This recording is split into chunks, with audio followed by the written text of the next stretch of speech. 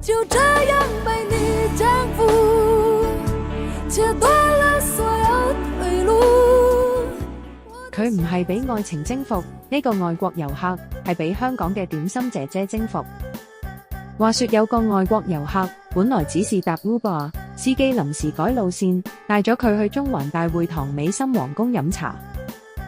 一入去佢就被呢度嘅傳統點心車文化吸引住，更令佢難忘嘅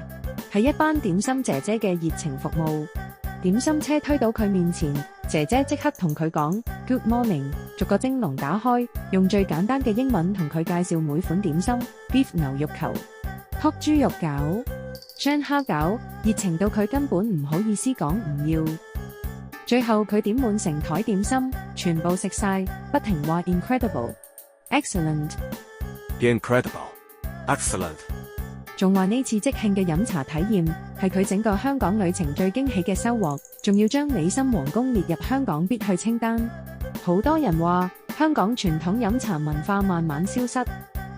但其實呢啲點心姐姐仲係用佢哋嘅熱情同埋人情味留住香港最珍貴嘅煙火氣。你又有冇遇過呢種超熱情嘅點心姐姐？